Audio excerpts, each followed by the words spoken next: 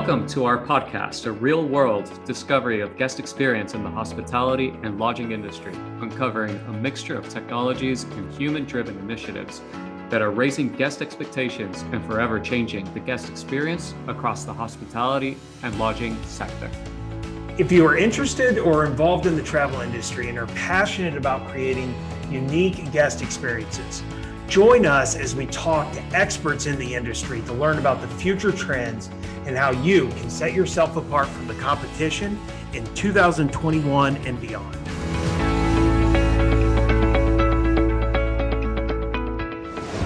Welcome to another week of the GuestX podcast.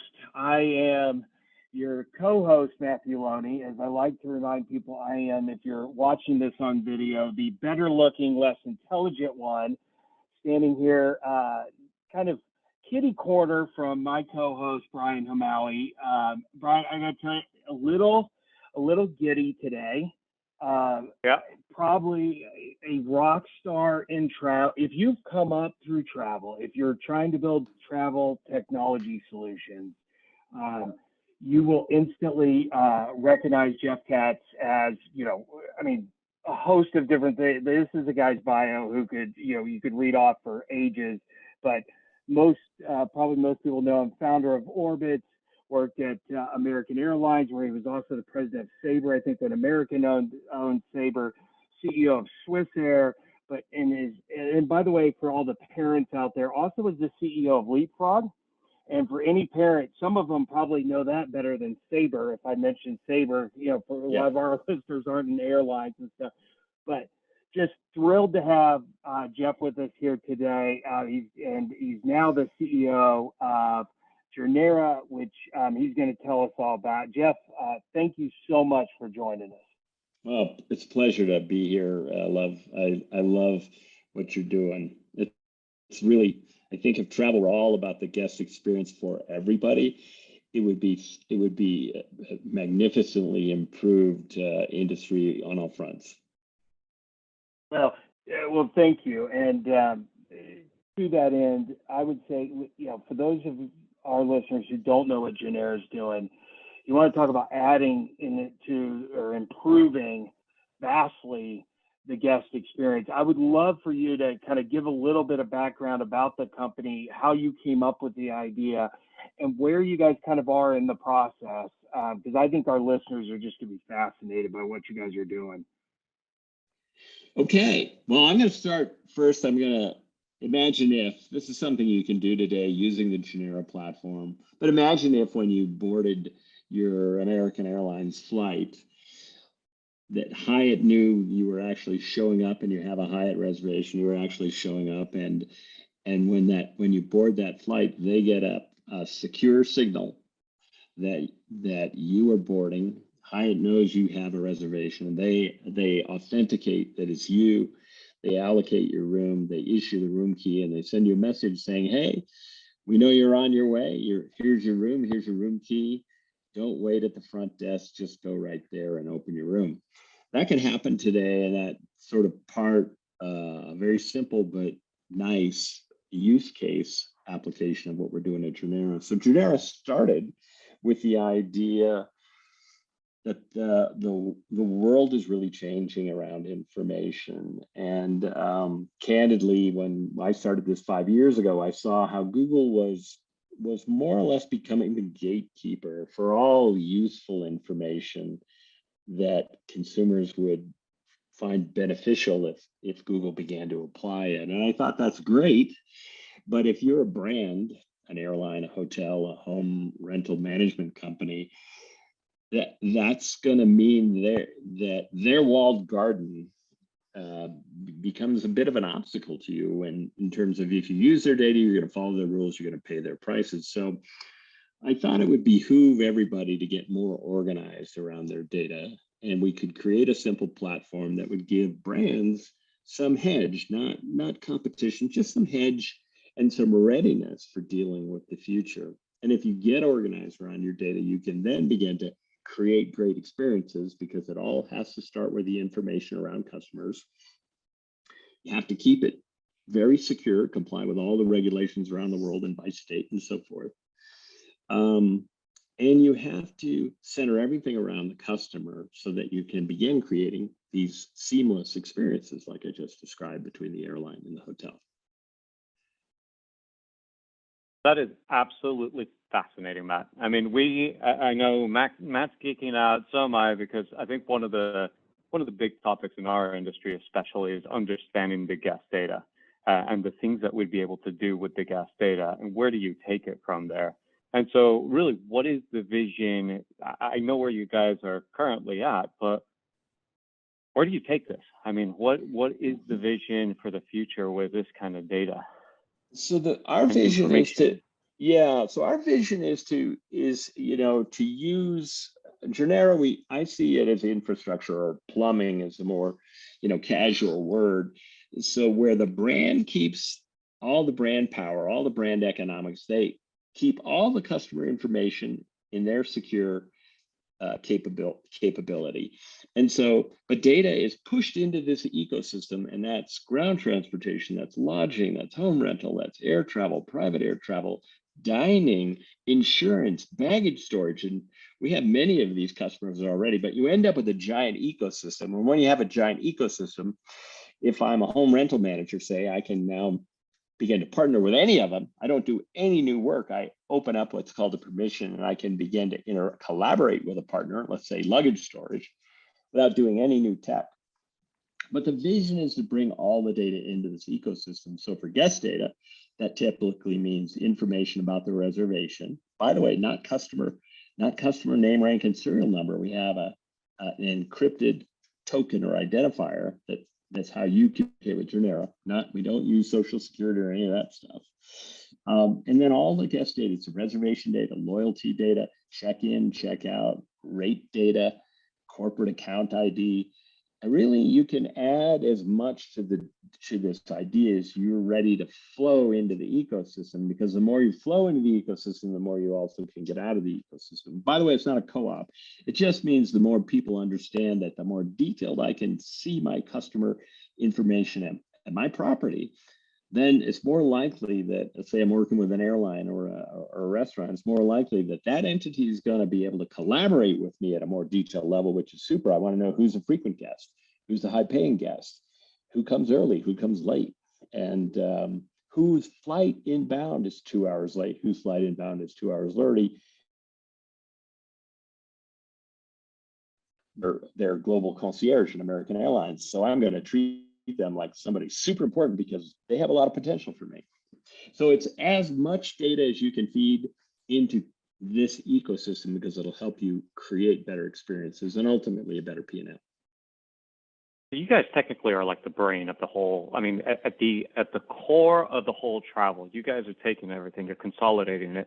Matt, I guess this is a question from you. Can you imagine having a centralized location? And my brain's going all over the place with this, so forgive me. But imagine having this central location where all of the data is flowing into, and you can consume it and then extend it out to, let's say, our property management partners, where it makes our check-in systems that much smarter. It allows us to turn on the lights because we know that the guests are early or they're late, they're about to arrive at the property, and actually starts to prep the house according to the data that it's receiving about the guest. That's insanely fascinating, not just from a guest perspective, but I start to think about the operational side of things as well, where technically you're starting to save money for the property's owners as well. So there's huge value proposition there on both sides of it, both, and even time management for the property managers.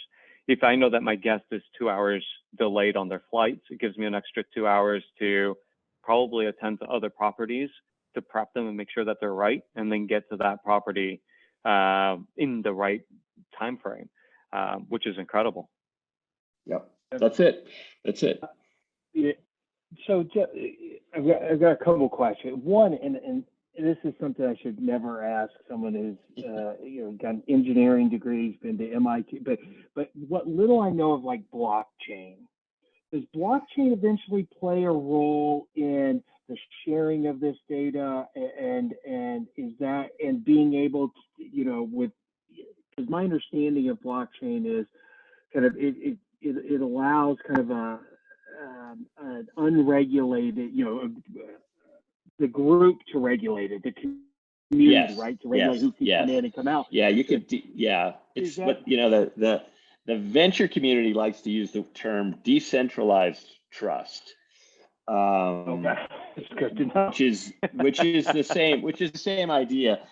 So blockchain can be and eventually will be a more useful tool. Blockchain today doesn't work really well in real time. So these guest experiences, some of them, you want to do in real time. I board the plane, that's when I do the key. I don't want to wait a day or 3 days. In Yeah. financial services, the difference is 3 days versus 1 day because I've authenticated a financial trade. That sounds pretty good, but in travel, it's pretty much real. It's more real time. A blockchain today doesn't work real well. Eventually, blockchain might supplement what we're doing, or it might be embedded in what we're doing. But the most important thing we're trying to do is build what I'm calling the ecosystem, because once your company, let's say, plugs in, we choose to push data encrypted into Journera. Now I can work with anybody in the Journera system who wants to work with me. And that network is really what we're building. The technology will evolve to sort of the best solution over time as well. So, but today blockchain I would say fundamentally, it's not the right tool for most real-time transactions. So can you explain on the business side? So Explory has, we talked a little before the podcast. We have a lot of guest data, which we're able to use as long as it's optimized, right? And so, but our partners, like if our partners said, hey, we want to tap that information in so that we can also learn, we'll give that to the community in exchange. What does that transaction? So when businesses are tapping in, are they paying to be part of the community? And as a consumer, can I decide who gets, once my data is in there, can I decide who gets it and who doesn't? I mean, you mentioned the tokenization. I'd love to hear about how that works. Yeah. So you raised just a few questions there. Let me try to tackle them. Yeah. Remind me if I miss a few. So first of all, let's talk about the consumer. That's super duper important. So the way we work is that you own your relationship with the customer always.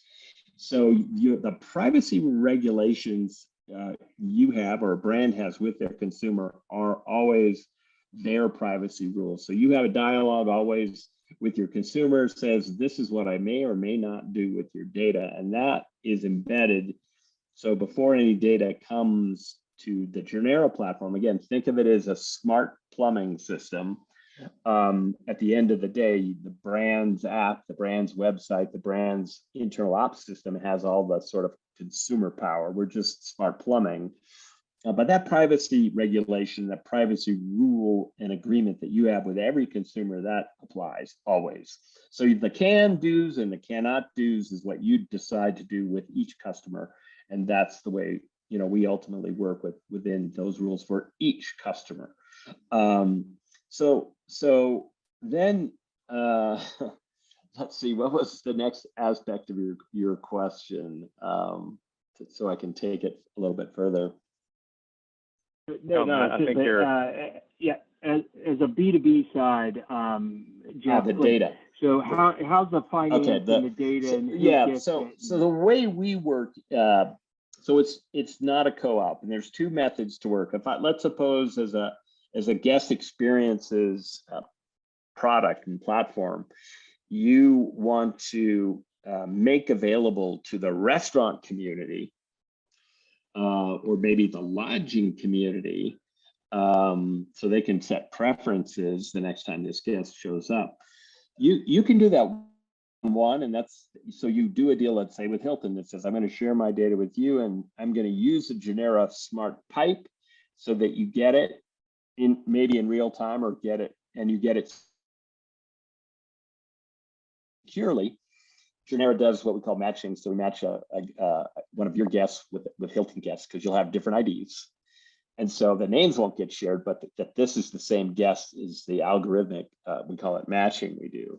And that's going to be a one-off deal between you and Hilton, let's say, and nobody else. And you do that deal with you, and you pay us what looks a lot like an AWS fee. So that's a fraction of a penny per customer. So that's it. Really, that economics is transactional, looks a lot like AWS. It's meant to say this should be easy to do and it's cheap with one customer. Now, it's a bigger bill, but you're probably happy. Or millions of customers, it's a bigger bill, but you're probably happy because you're doing something unique and cheap per transaction. The other way you do it is what is a subscription. So when data tends to get rolled up into what you might call audiences or segments, or there's lots of marketing terminology for it, then you can contribute to that community of data, and you get a revenue share to the degree that your data was used, or you pay a subscription fee to get information about so-called audiences. So I can see who should know about my product. If you were consumer facing, let's say, or if you're a hotel, you can have a subscription to your guest platform data and say, how do I take in this data and update my personalization preferences? And for that, I'm going to, let's say by spend category or by destination, or again, it can also be done on a guest ID basis. And that's done on a subscription. So I'm going to pay something per month to do this kind of data grab, and it can be anonymized and aggregated, or it can also be, depending on the agreement with the data providers, can be on a guest ID basis as well. So you can get really surgical on the personalization. One thing I want to mention about the data that's unique to our model is it's all first-party data. So there's no cookies, there's no pixels, there's no scraping. Any data that's part of the Journera platform is first-party, which means it comes from a hotelier raw, basically, direct to the platform. Everything then is normalized by us, so it's sort of standardized in API format. But there's no data theft, scraping, etc. So you don't get a GDS slice, a website slice, an app slice, res center slice. You get everything, and that's the way the data works. So it's not only a holistic view of the customer, ultimately it's a holistic view of the customer's entire journey. Which is really important, right? And I think it leads to kind of a question that I have. How does this, and in vacation rentals, we do a terrible job of this, which is the loyalty programs. We like to think that we understand loyalty, and there's a lot of companies that are attempting to do loyalty programs, from airlines to credit cards to hotels, but nobody really seems to have captured that well as an ecosystem. Mm-hmm. Yeah. And I see your platform as a way for us to be able to capture all of that data, basically concentrate it, and start to build something that is truly valuable when it comes to loyalty programs for our consumers.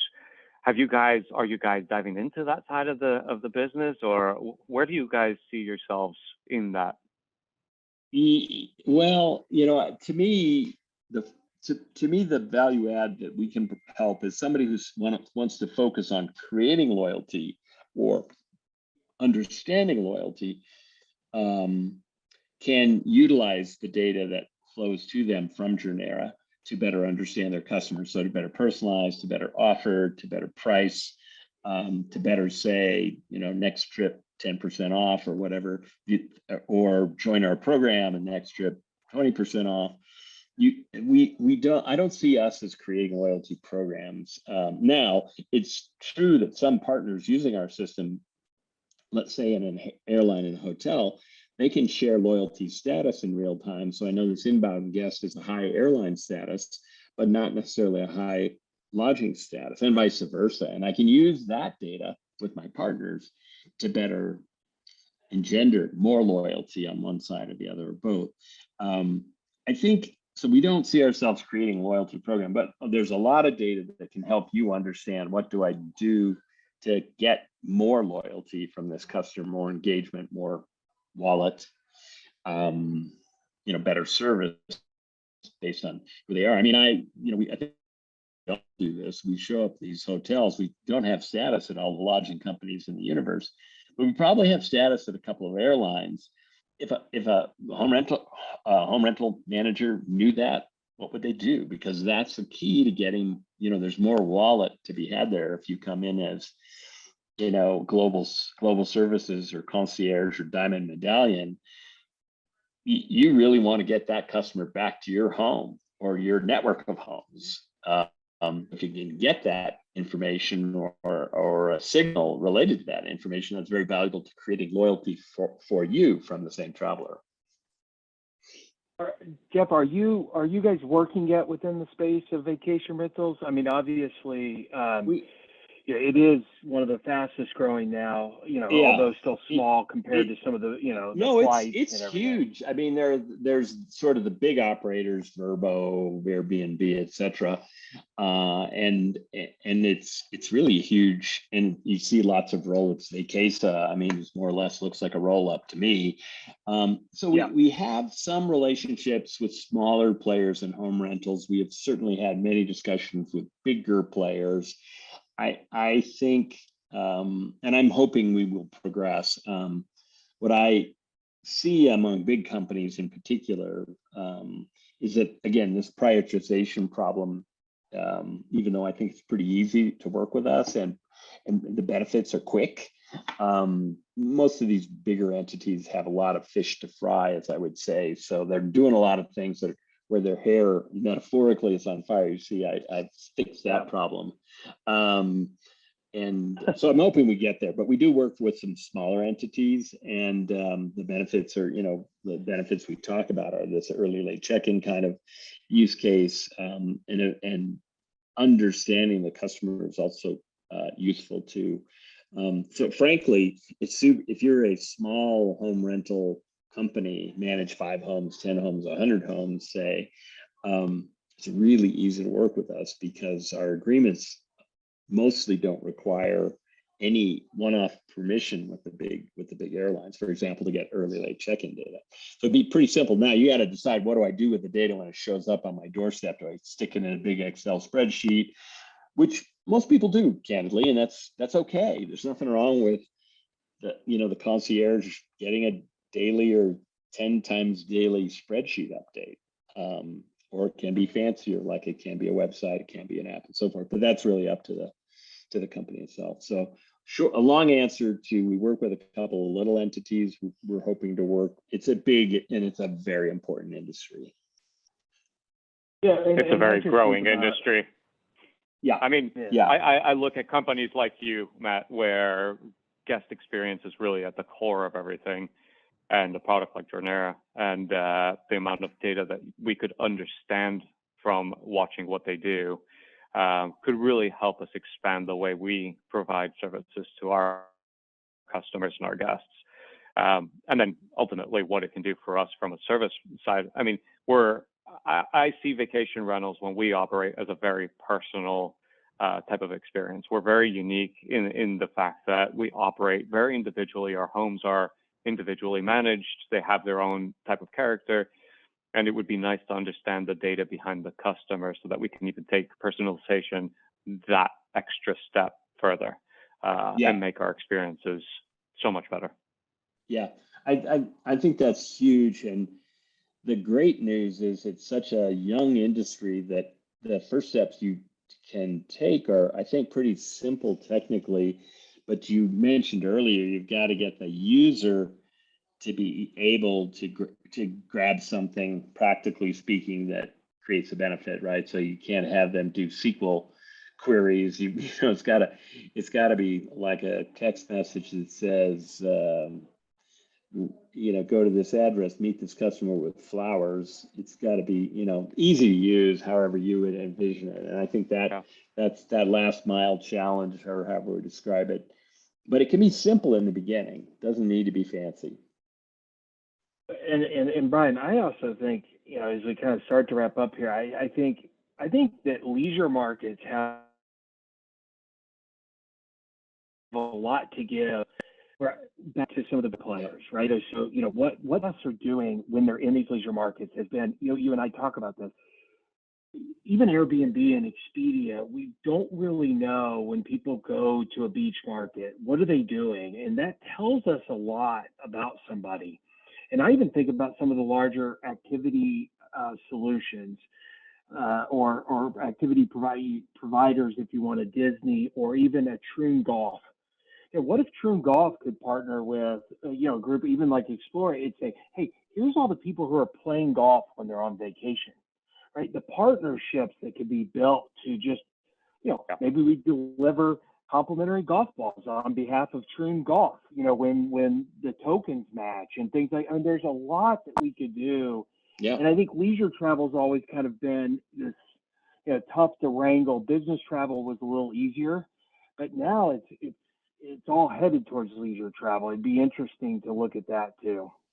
Yeah. Well, technology Yeah, has well, changed so much, and I think access to data is a little bit easier than what it used to be, especially our industry. We've improved our technology over the last 2 to 3 years. We've seen an incredible improvement.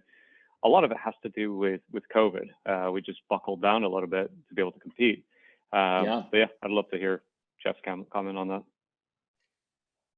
I mean, totally. I mean, I think industries and brands that are innovating is sort of where to look, and these are the partners you want to have in your relationships, because they're looking for a lot of reasons to invest in change, invest in innovation, and there's countless good ideas, and many of them in the beginning are quite simple. So I think you're right. COVID has required some buckling down on the system or the tech side to get some of these things done now.